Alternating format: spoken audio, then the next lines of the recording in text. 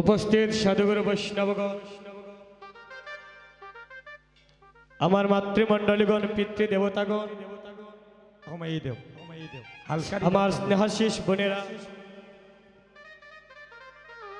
সর্বপ্রথম আমি সভাকার শ্রীচরণে আমি অদম দীপু দাস আপনাদের সভাকার রাতুল চরণে আমার কোটি কোটি ভক্তিপূর্ণ প্রণাম আমি জ্ঞাপন করছি। এই জগতে ভক্তের অধীন ভগবান, আর নিজে ছোট হয়ে বাড়ায় তার ভক্তের মান। ভগবান নিজের মুখেই বলেছেন, ভক্তই আমার মাতা পিতা, ভক্তই আমার গুরু, আর ভক্তই আমার নাম রেখেছে বাঞ্ছা কল্পতরু। ভক্তের হাতে আহার করি, ভক্তের হাতে খাই, আর ভক্তের দেহ তরি যদি নচল হইয়া যায় গো, সেই দিন আমি নিজের হাতে বইটা পাই। এই জগতে আমি যে ভক্তের প্রেম ডুরে বাধা, এই জগতে ভক্ত যখন সবই কিছু ছেড়ে দিয়ে মান অভিমান আত্মঅভিমান সবই কিছু ছেড়ে দিয়া শিবার সঙ্গনে বসে ভক্ত যখন নয়ন জলে কাঁদে, তখন আমিও দেয় আমার ভক্তের সেই প্রেম ঋণ শুধু করার লাগিয়া, আমিও তখন আমার ভক্তের লাগিয়া কাঁদি। ভক্ত যখন আমার নামের মালা জপে, এই জগতে ভক্ত যখন আমার নামের মালা জপে, সেই ভক্তের প্রেম ঋণ শুধু করার লাগিয়া আমিও আমার ভক্তের নামের মালা জপি। এই জগতে আমি যে ভক্তের প্রেম ডুরে বাঁধা গো, টাকা পয়সা ধন সম্পদ ঐশ্বর্য দিয়ে যদি আমার ভগবানের কৃপা লাভ করা যেত, তাহলে ভগবান লন্ডন আমেরিকায় বন্দী হয়ে যেত। কারণ লন্ডন আমেরিকার পয়সা বেশি, আমরা বাংলাদেশের মানুষ। দেখুন মহাপ্রভু অন্যান্য দেশ পরিত্যাগ করে ভগবান কাঙ্গাল বেশ ধারণ করে আসলেন আমাদের সেই বাংলাদেশ। কেন? মহাপ্রভু তো ইচ্ছা করলে বড় বড় দেশে জন্মগ্রহণ করতে পারতেন। এই বাংলাদেশে বৃক্ষ আদি তরুলতা সবকিছুর সাথে আমার মহাপ্রভুর একটা নিবিড় সম্পর্ক আছে। হরি বল। অন্যান্য যুগে ভগবানের রঙ্গে ছিল রাজার বেশ, আর কলির যুগে ভগবানের রঙ্গে ভিখারির বেশ। যিনি বিশ্ব ব্রহ্মাণ্ডের মালিক, উনার আবার কিসের অভাব বা দাদা? উনি কেন কাঙ্গালের বেশ ধরে কলিজীবের দ্বারে দ্বারে আসলে?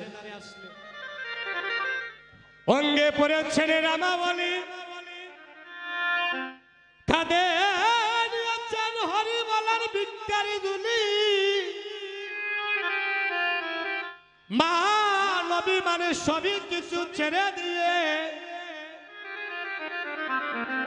ভক্তের দ্বারে কাঙ্গালের বেশে এসে কলিজীবের দুলার মধ্যে ঘোরাঘুরি গেলে।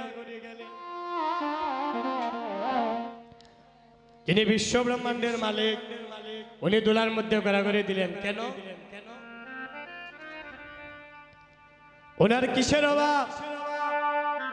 ভগবান বললেন, মন্দিরের মধ্যে যখন ভক্ত আমার সেবা দেওয়ার লাগিয়া যায়, তালা তালা আপেল কমলা নিতে পারে, কিন্তু ভগবান কোনোদিন খাইতে দেখছেন নিবা দাদা।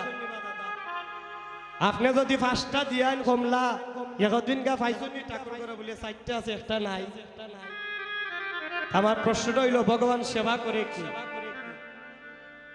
ভগবান বলল আমি সেবা করি কতটুকু ভক্তিভাবে আমার ভক্ত আমাকে সেটা অর্পণ করছে। আমরা তো ঠাকুর ঘরে গিয়া সেবাতে দিয়ে আইলাম, ঠাকুর তুমি খাইলে খাও না খাইলে নাই, হরিব। কিন্তু একটা দিন গিয়ে বলতে পারলাম না প্রভু আমি অদমের দেওয়ার মতো তোমাকে কোনো কিছু নাই, ভক্তিভাবে দিলাম সাদরে একটাবার আমি অদমের সেই ফলটা তুমি একবার সেবা করো, হরিব। তাই ভক্তগণ জগতে আমরা যাই কিছু করি না কেন ভগবানের চরণে যেন আমাদের মধ্যে গতিটা থাকে। কারণ শেষের দিনে ভব নদী পাড়ি দিতে গোবিন্দ বিন আমাদের আর কোনো মুক্তির উপায় না। তো ভক্তগণ এদিকে আজ সুবল সখা বলছে কানাই রে এই দিনের বেলায় আমি কেমন করে তোমার প্রেমময়ী রাধা রানীকে তোমার কাছে এনে দেব। হরে আমার প্রাণের মাই কানাই রে এই দিবসে আমি কেমন যাব, এই বনে রাধা কোথায় পাবো? তুমি অনুচিত কথা বলো ভাই। রাজার নন্দিনী ঘরে হরে আমার প্রাণের ভাই কানাই, রাজার নন্দিনী ঘরে কে তারে আনিতে পারে? আমার সাধ্য নাই রাধা আনিবারে। কানাই যখন একটু বেলি অবসান হবে গগনে অন্ধকার নেমে আসবে তখন আমি চেষ্টা করব তোমার প্রেমময়ী রাইদনিকে তোমার কাছে আনিয়ে দিতে পারব। ও কানাই এই দিনের বেলায় আমি যেতে পারবো না। এবার কানাই বলছে সুবল যদি আমার প্রেমময়ী রাইদনি তুমি এনে দিতে না পারো আজ রাধা কুণ্ড তীরে আমার এই প্রাণটা আমি বিসর্জন করবো, হরি বল। এবার সুবল সখা কি করলো? বৈশ বৈশ করে আজি বসাই না হরে বৈশ বৈশ করে বসাইলেন হরি হায় রে। হরে বৈশ বৈশ করে বসাই না হরে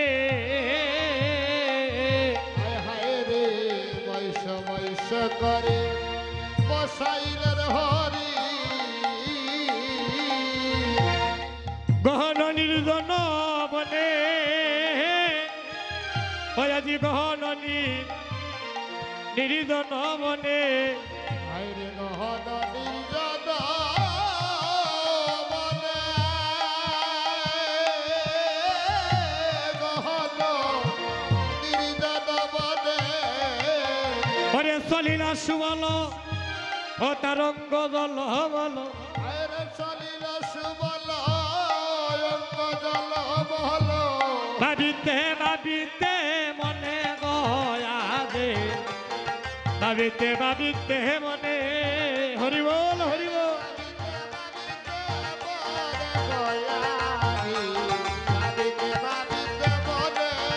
সুবল দয়ার বাবে দয়ার বাবে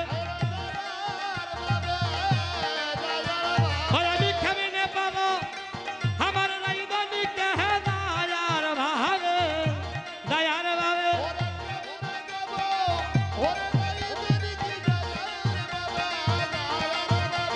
আমি কেমনে পাবো আমার রাইদনিকে দয়ার ভাবে দয়ার ভাবে সুবল দয়ার ভাবে দয়ার ভাবে আরে দয়ার ভাবে দয়ার ভাবে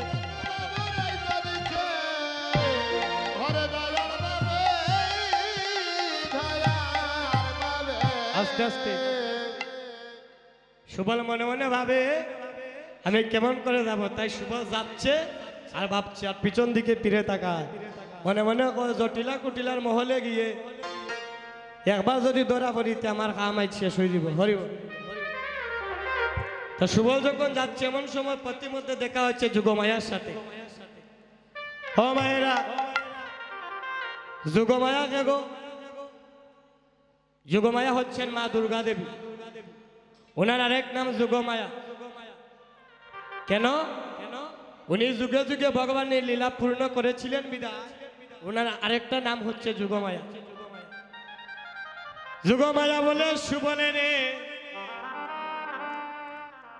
এই দিনের বেলা তুমি কোথায় যাচ্ছ? সুবল বলে ওগো মহা যুগমায়া, আজ জানো কি হয়েছে? আজ হঠাৎ করে আমার প্রাণের ভাই কানাইয়ে রাধার কথা মনে পড়ে গেল। তাই রাধারানীকে আনার জন্য আমি জটিলা কুটিলার মন্দিরের দিকে গমন করলাম। বলো শুভ, তুমি যে জটিলা কুটিলার মন্দিরে যাবে, এইভাবে গেলে তো জটিলা কুটিলার কাছে তুমি ধরা পড়ে যাবে। তবে একটা কাজ করো, আমি একটা নবীন বাছুরি রূপ ধারণ করব, আর সেই নবীন বাছুরিটা তুমি কুলের মধ্যে নিয়ে তুমি জটিলা কুটিলার মন্দিরে যাবে, তখন তুমি আর জটিলা কুটিলার কাছে ধরা পড়বে না। এবার যুগমায়া কি করলো? আজ বাছুরি সাজিলা যুগমায়া, ওই আজ বাছুরি সাজিলা যুগমায়া, ও যুগমায়া, ও যুগমায়া গো, বাছুরি সাজিলা যুগমায়া,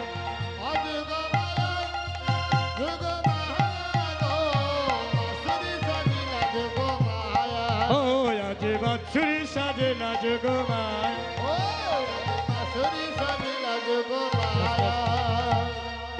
সে বাছুরিটা কুলে নিয়ে আজ জটিলা কুটিলার মন্দিরে প্রবেশ করেছে সুবলের সখা। যেই মাত্র জটিলা কুটিলা দেখছে, ডাক দিয়েছে, হে রাখাল, ও রাখাল, দিনের বেলা যে তুমি আমার মন্দিরের মধ্যে প্রবেশ করলাই, এত বড় অনুমতি আর এত বড় সাহস তোমার খেয়ে দিল। সুবল তো জানের মধ্যে আর জান নাই, তোর তোরে হাসতেছে, কই রে আগেও কইছিলাম কাম শেষ হয়ে যাব। আসতে গো সুবলের জানো পানি নাই, এখন সুবল তোর তোরাইয়া খাবে। এইভাবে হাতের মধ্যে দইরা কই এত বড় সাহস সে দিছে। এমন সময় সুবলের কুলের মধ্যে তো যুগমায়া বাছুরি রূপে সুবলকে ইঙ্গিত করে বলছে, সুবল, যে জটিলা কুটিলায় তোমার দমক দে, এই জটিলারে বৃন্দাবনের মাঝে কোনোদিন কেউ মা হইয়া ডাকছে না। তুমি একবার তারে মা হইয়া ডাকো, দেখো সব কিছু বলে তোমায় আপন করে কুলে তুলে নেবে। হরিব। এবার সুবল কয়, মায়ের যখন খাইতাম তার একবার মা হইয়া ডাকতেও খাই না কি দাবা দাদা। সুবল ডাক দিচ্ছে, হ মা ওই মা,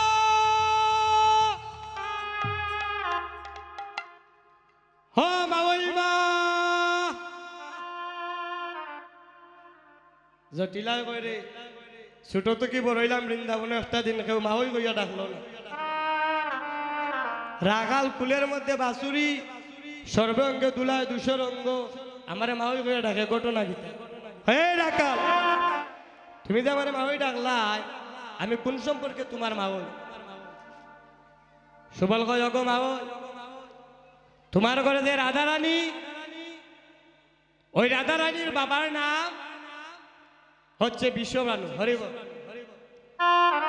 আমার নাম সুবল, আমার বাবার নাম চন্দ্রবানু। আরে আমরা আপন জেঠার তো কুরাত্ত ভাই বই, আর সেই সম্পর্কে তুমি আমার কিতা জানো নি?